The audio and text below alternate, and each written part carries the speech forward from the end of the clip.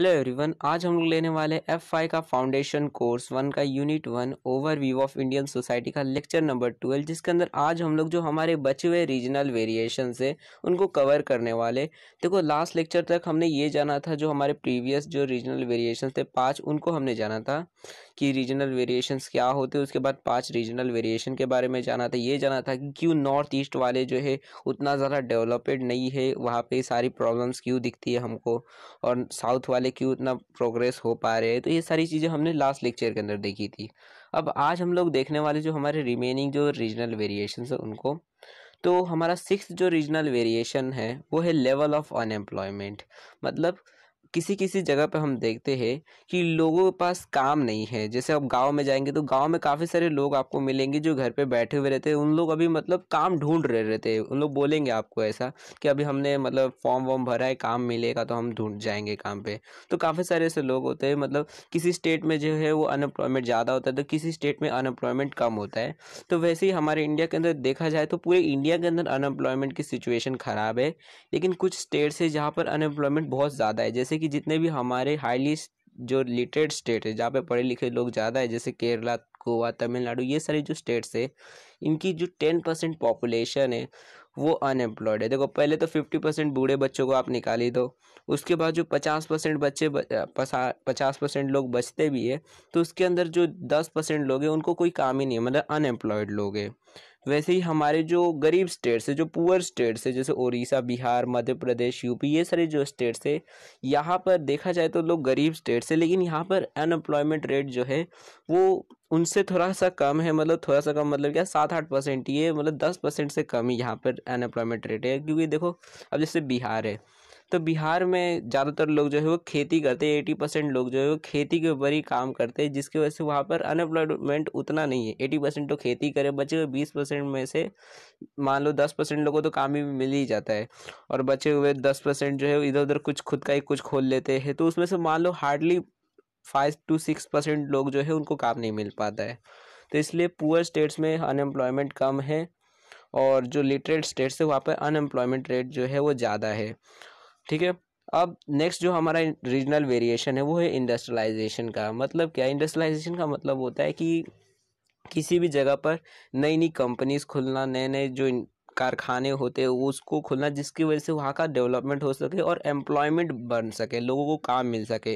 तो इसको इंडस्ट्रियलाइजेशन कहते हैं। तो इसका भी इम्बैलेंस है हमारे इंडिया के अंदर। किसी जगह पे जाएंगे, किसी स्टेट के अंदर, तो वहाँ पे जो काफ़ी सारे कंपनीज खुली रहती है, इंटरनेशनल कंपनीज आई रहती है, और किसी स्टेट में जाएंगे तो वहाँ पे कोई कंपनी ही नहीं आई रहती है। जैसे कि हमारा जो सेंटर के जो स्टेट्स है, मतलब कुछ स्टेट्स जैसे महाराष्ट्र है, या फिर गुजरात है, तमिलनाडु है, कर्नाटका, मतलब जो वेस्टर्न और जो साउथ के जो स्टेट्स है वहाँ पे जो इंडस्ट्रियलाइजेशन है काफ़ी ज़्यादा अच्छी से प्रोग्रेस हो रही है। लेकिन कुछ बिहाइंड के जो हमारे पिछले जो स्टेट्स है, जो हमारे बैकवर्ड स्टेट्स है, जैसे कि जो नॉर्थ ईस्ट के हमारे जितने भी स्टेट्स है, वहाँ पर इंडस्ट्रियलाइजेशन उतनी ज़्यादा ग्रो नहीं हो पा रही है। यूपी में अब धीरे धीरे आ रही है, लेकिन बैकवर्ड जितने भी हमारे स्टेट्स हैं नॉर्थ ईस्ट के, वहाँ पर अभी भी उतनी इंडस्ट्रियलाइजेशन नहीं है। और जो हमारे कुछ साउथ के भी स्टेट्स है वहाँ पर भी इंडस्ट्रियलाइजेशन उतनी ग्रो नहीं हुई है। कुछ ऐसे स्टेट्स है जैसे केरला और आंध्र प्रदेश, ये जो स्टेट्स है यहाँ पर इंडस्ट्रियलाइजेशन उतनी अच्छी ग्रो नहीं हो पा रही है। तो किसी जगह पे इंडस्ट्रियलाइजेशन हमें काफ़ी ज़्यादा दिखती है कि काफ़ी सारे बड़े बड़े कंपनीज जो है इंटरेस्ट अपना दिखा रही है, और किसी स्टेट में दिखाती ही नहीं है। तो इसका भी हमारे इंडिया के अंदर मतलब अलग अलग जगह पे अलग अलग इंडस्ट्रियलाइजेशन का भी रेट दिखता है। अगला जो रीजनल वेरिएशन है वो होता है इनकम इनइक्वालिटी का। मतलब इनकम इनइक्वालिटी का मतलब होता है कि किसी स्टेट के अंदर आप सेम काम करते हो तो आपको अलग पैसे मिलते, दूसरी जगह पर अगर आप दूसरे स्टेट में काम करोगे तो आपको कम पैसे मिलेंगे मान लो, या फिर अलग पैसे मिलेंगे, दूसरे कम पैसे या ज़्यादा पैसे मिलेंगे। जैसे इनकम की इनइक्वालिटी रहती है अलग अलग जगह पे हमको दिखता है। जैसे महाराष्ट्र के अंदर अगर आप किसी भी तरह मजदूरी भी करते हो तो आपको मिनिमम 500 तो मिल ही जाएगा, 500 रुपये मिल ही जाएगा। लेकिन वही काम अगर आप बिहार में करते हो, मध्य प्रदेश में करते हो, तो आपको हार्डली 200 से 300 रुपये मिलेंगे। मतलब 300 रुपये मिल गया तो बहुत होता है। तो ऐसे अलग अलग जगह पे मतलब इनकम की भी इनइक्वालिटी दिखती है। तो इसके पीछे रीजंस है। देखो, जितने भी हमारे हाईली पॉपुलेटेड स्टेट है, तो अगर पॉपुलेशन ज़्यादा होने की वजह से वहाँ पे लेबर्स ज़्यादा है, जिसकी वजह से उनकी डिमांड कम है। तो इस वजह से वहाँ पे लेबर्स को वेजेस काफ़ी कम मिलते हैं। जैसे कि हमारे काफ़ी सारे स्टेट्स उसके अंदर आते हैं, जैसे बिहार, मध्य प्रदेश, राजस्थान, यूपी, ये जो स्टेट्स है यहाँ पर इनकम की मतलब काफ़ी ज़्यादा लो वेजेस पे लोग काम करते हैं। और रीजंस यहाँ पे आपको 3 देख सकते हो। जैसे सबसे पहला रीज़न होता है unemployment among the poor people. लोगों के पास काम नहीं होता है, जिसकी वजह से लोग जो है उनके पास मतलब छोटे मोटे काम ही करने पड़ते हैं, जिनके वजह से काफ़ी कम उनको वेजेस मिलते हैं। लोगों के पास काम नहीं है, जिसकी वजह से वो सोचते हैं कि चलो कुछ नहीं है तो यही कर लेते हैं। दूसरा रीज़न होता है लो वेजेस फॉर लेबर्स, की लोगों को काफ़ी ज़्यादा कम वेजेस पे लोगों को काम करना पड़ता है, जिसकी वजह से और गरीब होते जाते हैं। तीसरा होता है lack of financial inclusion. Financial inclusion का मतलब होता है, देखो कोई भी आदमी, जैसे अब कोई गरीब आदमी है और अगर मान लो उसके घर पे कोई इवेंट पड़ गया, जैसे अगर शादी पड़ गई, तो उसको एक ही मतलब सॉल्यूशन दिखता है कि अभी पैसे नहीं है, काम करते लोन ले लेते, कर्जा ले लेते। तो एक ही दिखता है, ये नहीं कि बैंक से वो लोन लेंगे, वो किसी मतलब सोनार से ले लेंगे या फिर किसी जो मनी लेंडर होते हैं, उधारी देने वाले, तो उनसे ले लेते हैं कर्जा, और बाद में धीरे धीरे करके भरेंगे। तो वो भी काफ़ी ज़्यादा ब्याज लेते, 20-30% ले लेते इंटरेस्ट, जिसकी वजह से वो और लूटे जाते हैं। तो ये सारे रीजंस है इनकम की इनइक्वालिटी की। किसी स्टेट में लोग जो है वो ज़्यादा पैसे कमाते हैं और किसी स्टेट में कम पैसे कमाते हैं। नाइन्थ जो हमारा रीजनल वेरिएशन है वो है जेंडर रेशो।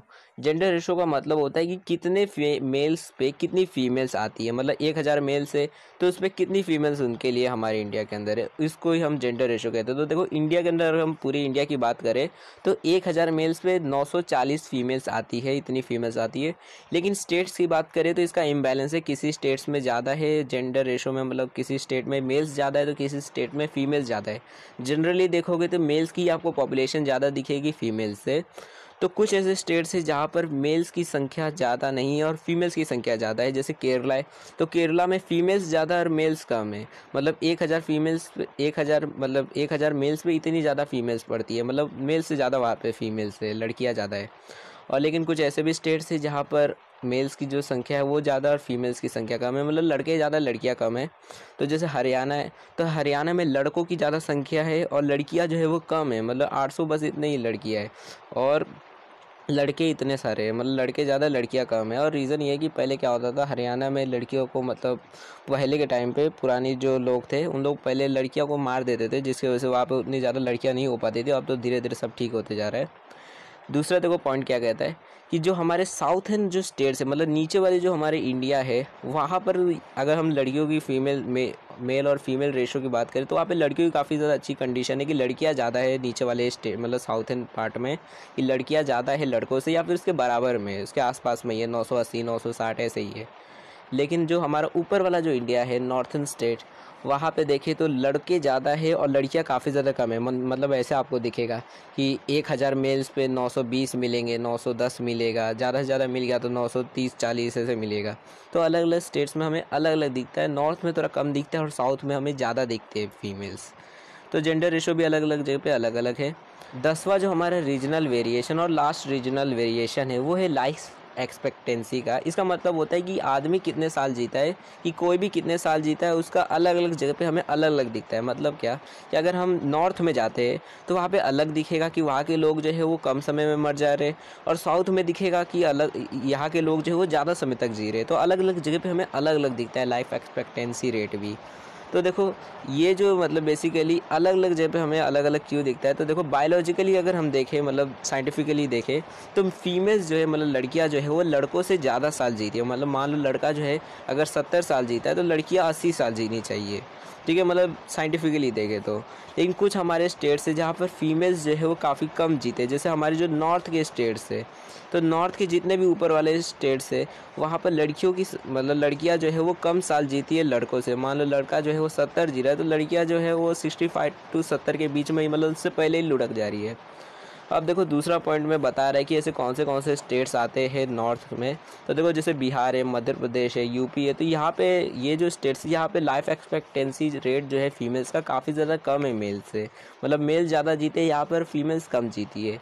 लेकिन वहीं पे हमारे जो साउथ के जो स्टेट्स है, नीचे वाला जो इंडिया है, अगर वहाँ पे बात करें तो वहाँ पर देखो लड़कियाँ जो है वो ज़्यादा जीती है, जैसे कि केरला, आंध्र प्रदेश, तमिलनाडु, कर्नाटक, ये सारे जो स्टेट्स हैं यहाँ पे अगर कोई लड़की रहती है तो लड़कों से ज़्यादा जीती है। अगर लड़का 80 साल जी रहा है तो लड़कियाँ 90 साल तक जी लेती है। तो अलग अलग जगह पे हमें लाइफ एक्सपेक्टेंसी रेट भी अलग अलग दिखता है। तो मे बी आपको सारी चीज़ें समझ आ गई होगी, जितने भी रीजनल वेरिएशन है वो समझ आ गए होंगे। अगर आपको कोई भी डाउट होता है तो आप लोग कमेंट सेक्शन में पूछ सकते हो। एंड इस वीडियो को आप लोग अपने दोस्तों के साथ भी शेयर कर दो ताकि वो भी फाउंडेशन कोर्स को देख सके और समझ सके फाउंडेशन कोर्स क्या है और इसके जितने भी टॉपिक्स है उसको जान सके। So thanks for watching my video. हम अपने नेक्स्ट वीडियो में मिलेंगे और हाँ, चैनल को सब्सक्राइब कर देना इसकी नेक्स्ट वीडियो को देखने के लिए। नेक्स्ट वीडियो जो है वो रूरल कैरेक्टरिस्टिक्स के ऊपर है। तो thanks for watching my video. हम अपने नेक्स्ट वीडियो में मिलेंगे।